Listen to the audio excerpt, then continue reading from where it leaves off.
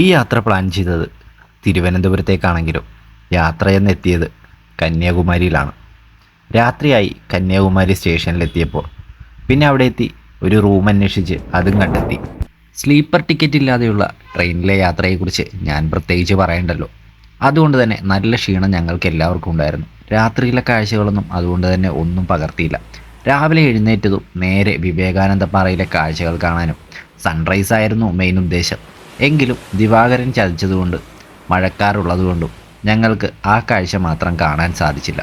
അതിൽ ചെറിയ സങ്കടം ഉണ്ടായിരുന്നെങ്കിലും അവിടെ എത്തി അവിടുത്തെ പല പല കാഴ്ചകളും ഞങ്ങളെ വളരെയധികം സന്തോഷിപ്പിച്ചു.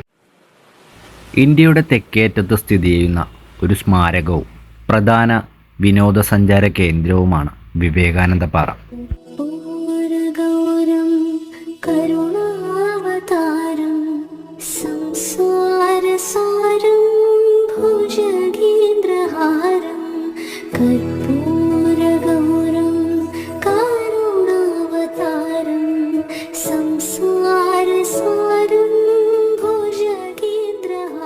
തമിഴ്നാട്ടിലെ വാവൈത്തുരൈ ബീച്ചിൽ നിന്ന് ഏകദേശം 500 മീറ്റർ മാറി സ്ഥിതി ചെയ്യുന്ന 2 പാറകളിൽ ഒന്നിലാണ് വിവേകാനന്ദൻ്റെ ഈ സ്മാരകം സ്ഥിതി ചെയ്യുന്നത്. 1970 സ്വാമി വിവേകാനന്ദൻ്റെ സ്മരണയ്ക്കായി ഇത് നിർമ്മിക്കപ്പെടുകയായിരുന്നു.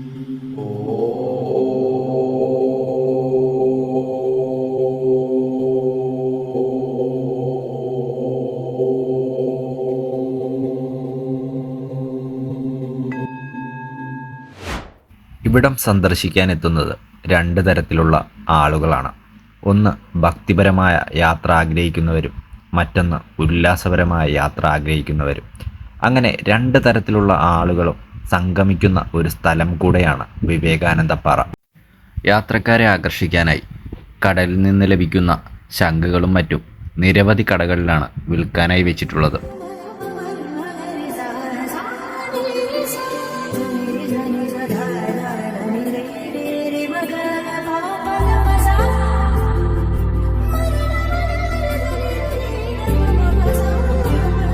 കറക്കമെല്ലാം കഴിഞ്ഞ് ടിക്കറ്റ് എടുക്കാനെത്തിയ ഞങ്ങൾക്ക് മനസ്സിലായി അബദ്ധം പറ്റിയെന്ന്. വേറൊന്നും കൊണ്ടല്ല, ടിക്കറ്റിൻ്റെ ക്യൂ അത്രത്തോളം ദൂരത്തിലായിരുന്നു. നോർമൽ ടിക്കറ്റിന് 75 രൂപയും സ്പെഷ്യൽ ടിക്കറ്റിന് 300 രൂപയുമാണ്. പക്ഷേ എല്ലാവരും അത് കേൾക്കുമ്പോൾ വിചാരിക്കും 300 രൂപയുടെ ടിക്കറ്റ് ഉണ്ടെങ്കിൽ വേഗത്തിൽ അക്കരെ എത്താൻ സാധിക്കുമല്ലോ എന്ന്. ഒരിക്കലും നടക്കാത്ത കാര്യമാണെന്ന് മനസ്സിലാക്കി ഞങ്ങൾ അതിൽ നിന്ന് പിന്മാറുകയായിരുന്നു. ഞങ്ങൾ ചതിക്കപ്പെട്ടു. ഇവിടെ ഞങ്ങളെ ചതിച്ചു. അതെ, ഇപ്പൊ വന്നിട്ടില്ലേ, അവിടെ നിൽപ്പുണ്ട്. വെറുതെ പോയി. ഞങ്ങൾ എന്തായാലും അപ്പുറത്തേക്ക് പോകില്ല. എനിക്ക് ഓളത്ത് പോയിട്ട് അവിടുത്തെ വീഡിയോ കാണിച്ചു തരാം. ഓക്കെ. ട്രെയിനുകളുടെ എണ്ണം വളരെ കുറവായതുകൊണ്ട് തന്നെ അധിക നേരം ഞങ്ങൾ അവിടെ നിൽക്കാൻ തയ്യാറായില്ല. ഉടനെ തന്നെ കന്യാകുമാരി റെയിൽവേ സ്റ്റേഷനിലെത്തി തിരുവനന്തപുരത്തേക്ക് ട്രെയിൻ കയറാനായിരുന്നു ഞങ്ങളുടെ പ്ലാൻ. അതിൻ്റെ പ്രധാന കാരണം വേറൊന്നുമല്ല, ഞങ്ങൾക്ക് കോവളത്തും ആഴിമലയിലും കൂടെ കയറിയിട്ട് വേണം വീട്ടിലേക്ക് യാത്ര തിരിക്കാൻ. എന്തായാലും അടുത്ത വീഡിയോ ആയിട്ട് കാണാമെന്ന പ്രതീക്ഷയോടെ ഈ വീഡിയോ ഇവിടം കൊണ്ട് അവസാനിപ്പിക്കുന്നു.